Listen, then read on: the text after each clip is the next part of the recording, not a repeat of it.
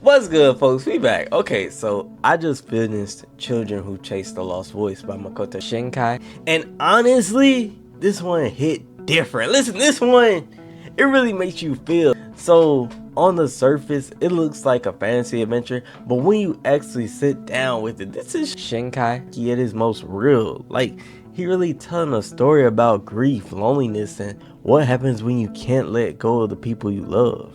And trust me, this one, it'll really stick with you. I feel like it's really underrated.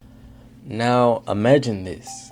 Imagine there's a place somewhere hidden in the real world where you could bring someone back, someone you lost, someone you never got to say goodbye to. That's what this movie is built towards.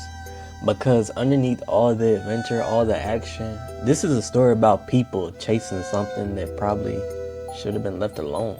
But right from the beginning, we meet this girl named Asuna Watashi. And this is a girl who's isolated, lonely, and really doesn't have that many friends.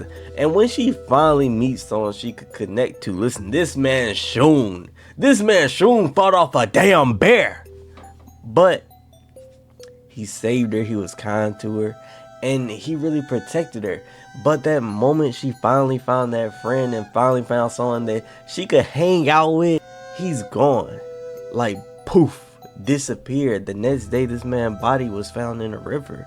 And that moment, it set the tone for the entire film, because from the jump, you could tell, listen, ain't nobody safe. And honestly, watching Asuna react to that loss is kind of heartbreaking, because you see how much she just wanted someone to be there for her, and it was taken away instantly.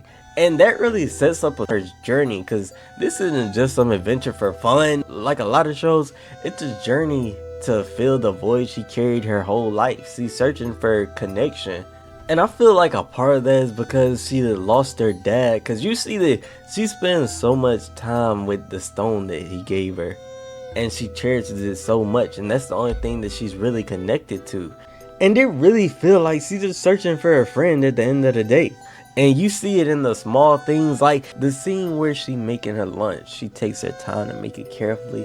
Like she really has someone in mind of sharing it with. And I can't lie, the food was looking good.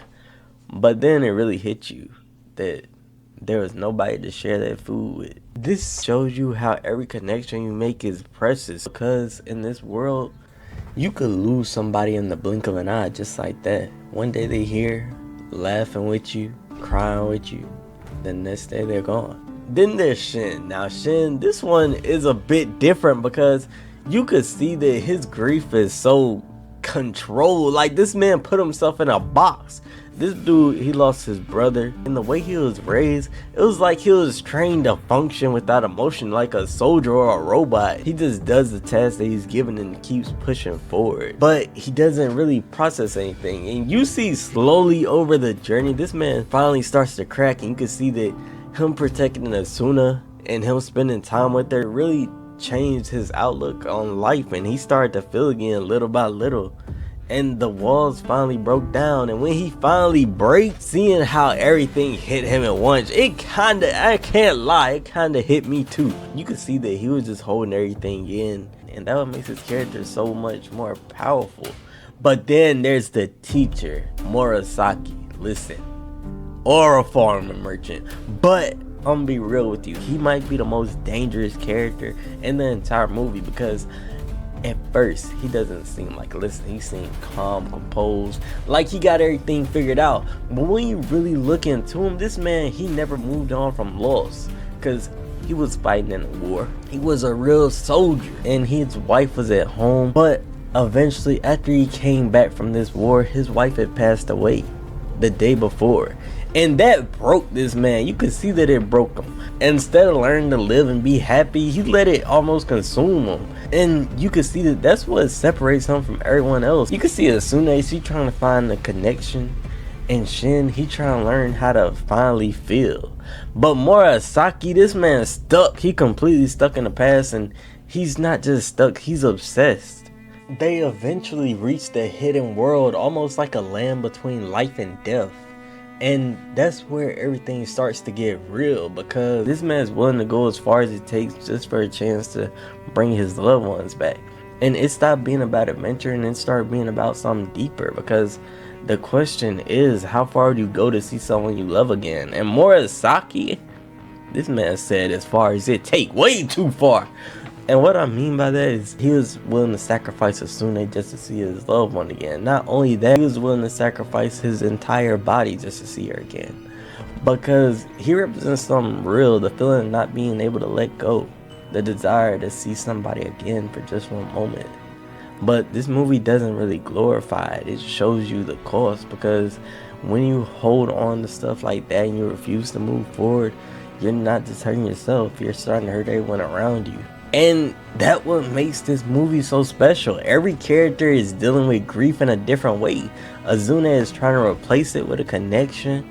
Shin is trying to suppress it. And Morisaki is trying to undo the death of his loved ones.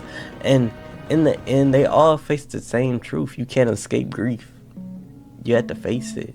And you have to grow from it, or else it'll just consume you. And you gotta remember, this man, this wasn't some overnight thing. He heard of a way to bring his loved ones back. It took him 10 years to find this place. And I'm guessing a whole lot of research, because if you that dedicated to spend your entire life looking for a way to bring someone back for 10 plus years, that just consumed him.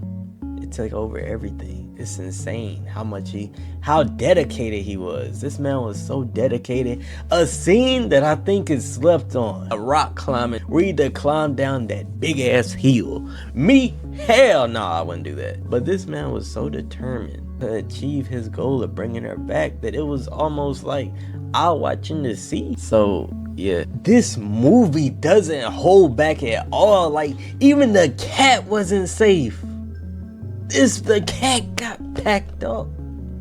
And I feel like that's really there, because that's a point of, you can't escape death. It's part of life, and it's kind of sad. But if you don't accept it, you'll end up like Morisaki. This isn't just an adventure. This is a story about a lost connection and what it really means to let go. And honestly, I feel like this movie is underrated. So I gotta ask, what character do you think you relate to the most? Asuna, Morisaki, or Shin? Or Shun, I guess, but he got packed up so quick. But let me know. Like, subscribe, hit the notification bell if you want it. And if you like this, you'll definitely like my breakdown on Weathering With You. I went deep into that. Hey, Weathering With You is one of them ones. So definitely check that out. Hey, click right there. But with that being said, like, subscribe, hit the notification if you want it. And thank you for watching. Yes, I'm still lovers. Hit the subscribe.